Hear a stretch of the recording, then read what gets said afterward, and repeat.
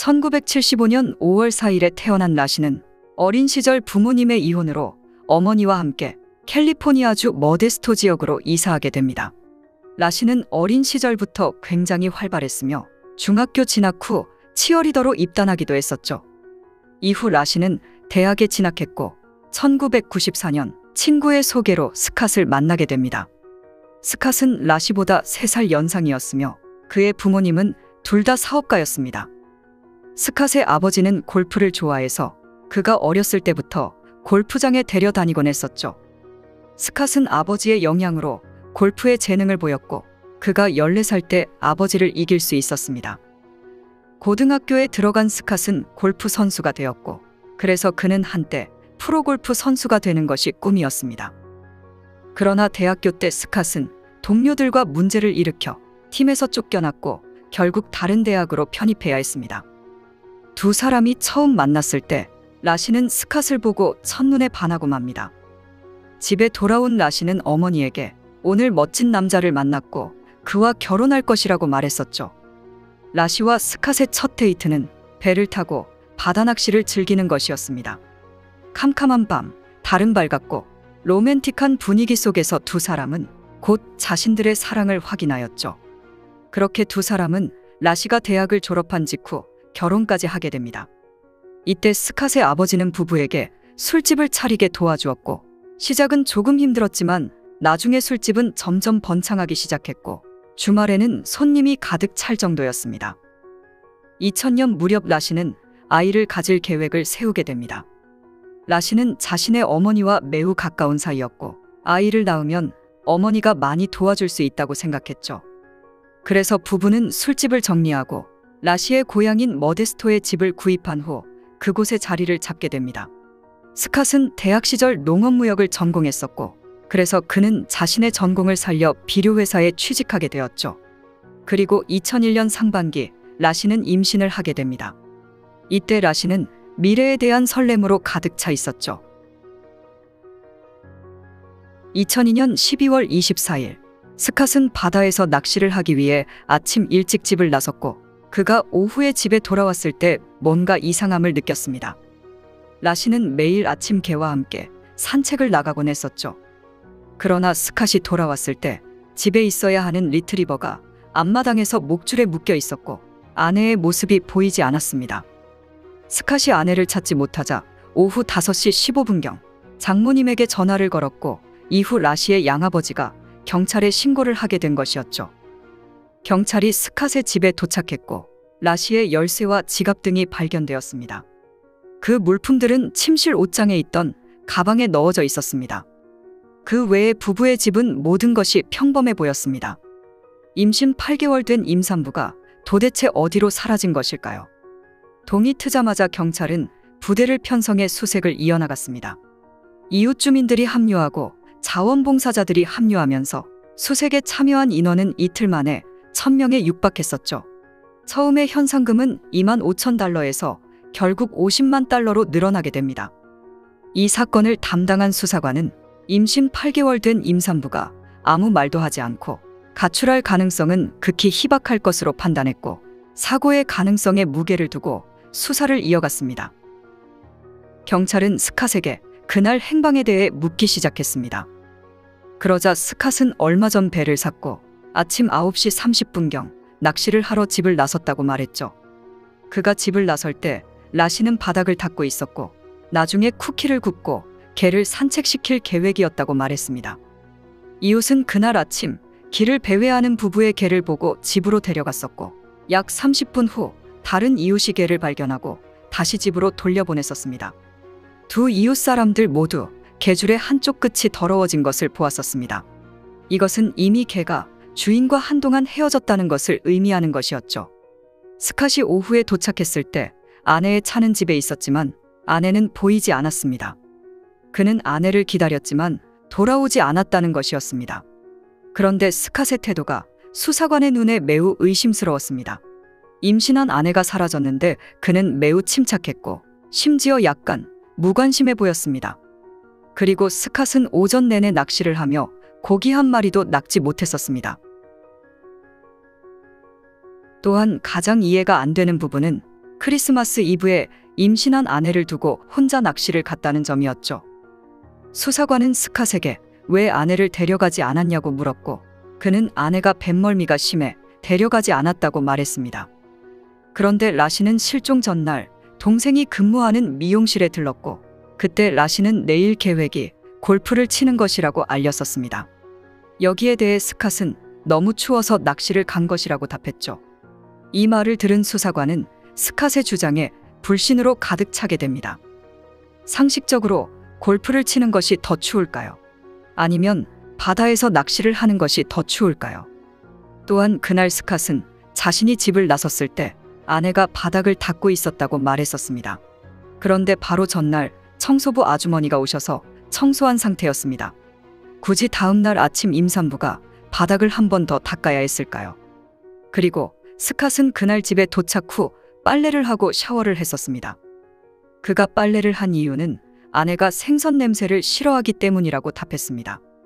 그런데 스캇은 물고기 한 마리도 낚지 못했기 때문에 생선 냄새가 날 이유가 없었죠. 그리고 배에 실린 낚시 도구는 거의 사용하지 않은 듯 보였습니다. 결국 수사관은 스캇에게 거짓말 테스트를 진행해 보는 것이 어떻겠냐고 물었고, 스캇은 주저없이 거절했습니다. 이때 라시의 가족은 여전히 스캇을 믿고 있었습니다. 라시의 어머니는 언론 앞에 서서 스캇이 자신의 딸의 실종과 관련이 없을 것으로 생각한다며 사위를 지지하기도 했었죠. 그리고 이때 갑자기 전환점이 찾아온 것 같았습니다. 부부의 집 바로 맞은편에 강도 사건이 발생했었고, 라시가 실종된 날 이 사건이 발생했었죠. 우연의 일치가 아니라면 강도 사건과 라시의 실종이 아무런 관련이 없다고 믿기 어려웠습니다. 그리고 곧 경찰은 2명의 용의자를 체포하게 됩니다. 하지만 조사 결과 2사람은 라시의 실종과 전혀 관련이 없는 것으로 밝혀졌습니다. 그러던 중 갑자기 충격적인 반전이 일어나게 됩니다. 당시 27세의 앰버는 미혼모로 안마사였죠. 2002년 11월 친구를 통해 스캇을 만났고, 스캇은 자신이 싱글이라고 소개했습니다. 그렇게 그들은 금세 사랑에 빠지고 말았죠. 앰버는 스캇과 연애를 회상하였고, 스캇이 항상 진지해 보였다고 설명했습니다. 스캇은 크리스마스 때 유럽에 다녀와야 해서 함께 할 수 없다고 알렸고, 이를 만회하기 위해 며칠 전 앰버를 데리고 파티장에 가기도 했었죠. 또한 스캇은 1월이 되면 앰버와 함께 많은 시간을 보내겠다고 약속했었습니다. 뉴스를 본 앰버는 충격과 분노에 휩싸였고, 곧바로 경찰에 스캇과의 관계를 알린 것이었죠. 경찰은 논의 끝에 앰버에게 녹음기를 갖고 가도록 한 뒤 스캇에게서 단서를 찾아보기로 결정했습니다. 아니나 다를까 스캇은 그녀에게 전화를 걸었죠. 스캇은 여전히 전화상에서 너무나 다정했습니다. 스캇은 자신이 에펠탑 옆에 있다고 알렸고, 이곳에서 새해를 축하하고 있다고 말했죠. 스캇이 앰버에게 전화를 걸었을 때 라시가 실종된 지 일주일이 지난 시점이었고, 그는 라시의 촛불 집회에서 웃고 있었습니다. 그리고 불과 며칠 전 스캇은 언론 앞에서 혼외 정사는 절대 없다며 공개적으로 밝히기도 했었죠. 또한 조사 결과 스캇이 라시와 결혼한 후 여러 차례 바람 피운 사실이 밝혀졌습니다. 스캇에게 무한 신뢰를 지지하던 라시의 가족은 스캇과 앰버의 사진을 보고서야 반신반의했습니다. 2003년 1월 24일 앰버는 변호사를 대동해 기자회견을 열었고, 스캇의 사생활을 폭로하게 됩니다. 라시의 가족도 이날 기자회견에서 스캇에 대한 지지를 철회하겠다고 밝혔고, 스캇이 경찰 조사에 잘 협조해 하루빨리 라시를 찾아달라며 호소했습니다. 스캇의 사생활이 공개되고 그의 다정한 가면이 벗겨지자 그는 여러 매체에 연락해 자신의 이미지를 개선시키려 노력했습니다. 라시의 실종 약 4개월 후인 2003년 4월 13일 해변에서 개를 산책시키던 부부가 태아의 시신을 발견하게 됩니다. 그리고 다음 날 그곳 근처에서 심하게 부패되고 훼손된 몸통이 발견됩니다. 시신이 발견된 장소는 스캇이 낚시를 갔다고 주장했던 근처 해변이었습니다. DNA를 통해 라시와 그녀의 아들로 확인되었습니다. 이 기간 동안 스캇은 샌디에고에 머물며 자신의 가족과 함께 골프를 치기도 했었죠. 시신이 발견된 후 경찰은 샌디에고로 달려가 스캇을 체포했습니다.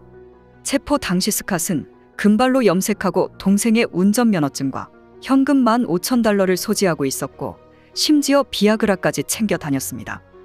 또한 4대의 휴대폰이 발견되기도 하였죠. 스캇은 체포된 후 변호인단을 꾸렸고 그의 변호사인 마크는 마이클 잭슨의 사건과 위노나 라이더의 사건 등을 맡았던 유명한 변호사였습니다. 흥미롭게도 라시가 처음 사라졌을 때 마크는 여러 TV 프로그램에 출연하여 스캇의 수상한 행동을 지적했었습니다. 변호인은 여검사를 노리고 있던 범죄자에게 눈을 돌렸습니다. 스캇이 사는 동네에는 현직 여검사가 살고 있었죠. 그 여검사는 라시의 키와 생김새가 비슷했고 라시가 키우던 리트리버와 같은 이름을 가지고 있었습니다. 또한 그녀는 2002년 10월 막 아기를 낳았기 때문에 이전에는 임산부였습니다. 그 여검사가 기소한 사람이 유죄 판결을 받고 투옥됐지만 부당한 사건으로 판명나 그는 감옥에서 풀려났습니다. 그 남성은 감옥에서 나온 후 여검사에게 앙심을 품고 그녀를 여러 차례 미행한 사실이 드러났었죠. 결국 그 남성이 여검사를 복수하려다가 외모가 비슷한 라시로 착각해 범행을 저질렀을 수 있다고 주장하였죠. 또한 변호인은 주변 성범죄자 명단도 제출했고 이들에 대한 의혹도 배제할 수 없다고 주장했습니다. 그리고 변호인은 돈이라는 사람을 지목했습니다. 그는 평소 마약에 중독돼 주거지가 일정하지 않았으며 라시가 실종된 날 그가 갈색 승합차를 몰고 라시의 동네를 돌아다니는 모습이 목격되었기 때문이었죠. 그러나 경찰 조사 결과 그는 이 사건과 무관한 것으로 밝혀졌습니다. 검찰과 변호인 모두 자신들의 승소를 확신했습니다. 검사의 입장에서 볼 때 스캇의 말은 앞뒤가 맞지 않았고 거짓말이 난무했으며 아내가 실종되었을 때 바람을 피우고 있었기 때문이었죠. 변호인 입장에서 이 사건은 물리적 증거 없이 검찰의 추측뿐이라는 것이었죠. 검찰은 스캇의 배에서 라시의 머리카락이 발견되었다고 주장했지만 이 머리카락이 시신을 버렸을 때 남겨졌다는 증거는 없었습니다. 라시의 정확한 사망 시기를 단정할 수 없지만 경찰은 12월 23일 저녁에서 24일 오전 사이가 유력하다고 보았습니다. 그리고 경찰은 라시가 질식으로 숨진 것으로 추정했습니다. 스캇의 자택을 수차례 수색했지만 혈흔이 발견되지 않았기 때문이었죠. 경찰은 스캇이 아내를 살해한 뒤 낚시를 가는 척했지만 사실 시신을 처리하기 위해 바다로 나간 것으로 보았습니다. 스캇의 집을 수색하던 중 경찰은 시멘트 부스러기를 발견했었습니다. 여기에 대해 스캇은 수영장을 수리한 사람이 남긴 것이라고 주장했죠. 그러나 수영장을 수리한 사람은 자신이 남긴 것이 아니라고 밝혔죠. 그러자 스캇은 자신이 40kg짜리 시멘트를 샀다고 인정했습니다. 동시에 경찰은 스캇의 배에서 시멘트 흔적을 발견하게 됩니다. 스캇은 그 시멘트로 닻을 만들었다고 설명했죠. 그래서 집과 배에서 시멘트가 발견된 것이라고 설명했습니다. 그리고 경찰은 배에서 약 4kg의 닻을 발견했습니다. 그러나 전문가들은 이렇게 작은 닷 하나가 배를 멈추게 하는데 도움이 되지 않는다고 답했습니다. 4kg짜리 닷 하나만 발견됐으니 남은 시멘트는 어디로 간 것일까요? 여기에 대해 스캇은 차고로 가는 길을 메우기 위해 사용했다고 설명했습니다. 그러나 전문가들이 샘플을 받아 분석한 결과 차고 앞 시멘트는 전혀 다른 종류의 시멘트라고 밝혔습니다. 경찰은 스캇이 여러 개의 닻을 만들어 아내의 시신을 가라앉히는데 사용한 것으로 추정했습니다. 경찰은 잠수팀을 파견하여 시신이 발견된 인근 해역을 샅샅이 뒤졌지만 아쉽게도 시멘트는 발견되지 않았습니다. 변호인은 다른 시멘트 전문가를 초빙했는데 그는 차고 앞 시멘트와 닻의 시멘트가 일치하는 것으로 보인다고 주장했습니다. 경찰은 스캇의 집에서 5개의 하드디스크를 압수했고 하드를 분석한 결과 스캇이 12월 초부터 배를 사는 것 외에도 해류의 방향과 속도 등을 검색한 사실이 밝혀졌습니다. 그러나 변호인은 낚시를 하기 위해 해류를 검색하는 것은 자연스러운 행동이라고 답했습니다. 그런데 12월 6일 스캇을 소개해준 엠버의 친구는 스캇이 아내가 있다는 사실을 알게 되었고 스캇에게 찾아가 왜 싱글인 척했냐며 따져 물었습니다. 이때 스캇은 자신의 거짓말이 들통날까 두려웠을 것입니다. 그 후 며칠 동안 스캇은 벨을 사기 위해 인터넷을 검색했고 해류 등을 검색한 것이었죠. 12월 9일 스캇은 앰버를 데리고 벨을 구입했습니다. 그날 앰버는 스캇에게 싱글인 척 거짓말을 했는지 물었고 그러자 스캇은 결혼한 건 사실이지만 아내가 세상을 떠났다고 말했죠. 그리고 스캇은 앰버에게 1월이 되면 많은 시간을 함께 보내자고 말했습니다. 변호인 팀은 스캇과 같은 배를 타고 바다로 나가 실험을 진행하게 됩니다. 그리고 콘크리트 닻을 부착해 같은 조건으로 실험을 진행했습니다. 그런데 실험 중 보트는 전복되고 말았습니다. 변호인은 이 비디오를 증거로 제시했고 시신을 바다에 버린다는 것은 쉽지 않았다고 주장했죠. 그러나 재판부는 실험한 날이 그때와 날씨도 달랐고 해류도 달랐으며 실험한 인물이 몸을 의도적으로 기울인 것 같다며 증거로 채택하지 않았습니다. 검찰은 스캇의 비정상적인 행동을 증명하기 위해 증인들을 출석시켰습니다. 자원봉사자들은 라시의 실종 포스터를 인쇄하기 위해 스캇과 함께 라시의 사진첩을 뒤져 라시의 사진 몇 장을 골랐었습니다. 그런데 스캇은 마치 장난이라도 하는 듯 2장의 아내 사진을 골랐고 그 사진 중 한 장은 라시가 잠옷을 입고 있는 사진이었으며 다른 한 장은 라시가 친구와 약간 취했을 때 찍은 사진이었죠. 분명 두 사진은 매우 부적절한 사진이었으며 그가 아내를 찾는데 관심이 없음을 반영하는 행동이었죠. 또한 한 이웃은 스캇 부부와 가까운 사이였는데 라시가 실종된 날 밤 스캇에게 전화가 왔었습니다. 그리고 스캇은 당황한 목소리로 오늘이나 어제 아내를 봤는지 물었었습니다. 분명 스캇은 아침에 집을 나설 때 아내가 집에 있었다고 설명했었습니다. 아침에 아내를 봤는데 어제 아내의 행방을 묻는 것은 앞뒤가 맞지 않았습니다. 재판은 3개월째 진행되고 있었고 변호인은 아직도 승소를 확신하고 있었습니다. 상황을 반전시킬 열쇠는 앰버에게 달려 있었습니다. 앰버는 법정에서 스캇과 통화한 녹음을 재생시켰습니다. 앰버가 기자회견을 열어 폭로한 후에도 스캇은 앰버에게 수백 통의 전화를 걸어 자신이 가장 사랑하는 사람은 앰버라며 고백을 이어나갔었습니다. 또한 앰버와 스캇은 태어나지 않은 스캇의 아들에 대해 대화를 나눴는데 그때 스캇은 자신의 아들을 그 아이라고 언급했었습니다. 1월 6일 스캇은 앰버에게 시를 읽어주었습니다.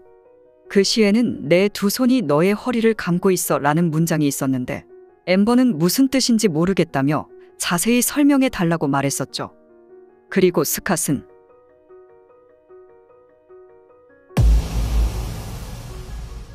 이 녹음이 공개되자 법정은 술렁였습니다. 증인석에 선 앰버는 항상 차분하고 겸손한 태도를 유지했으며 그녀의 말은 합리적이고 절제되어 있었습니다. 2004년 11월 치열한 공방 끝에 스캇은 아내의 1급 살인과 아들의 2급 살인 혐의로 사형을 선고받았습니다. 2019년 3월 캘리포니아 주지사는 737명의 사형수에 대한 사형 집행을 정지시키는 법안에 서명했으며 그들 중 스캇도 포함되어 있었죠. 2021년 12월 9일 스캇은 가석방이 허용되지 않는 종신형을 선고받았습니다.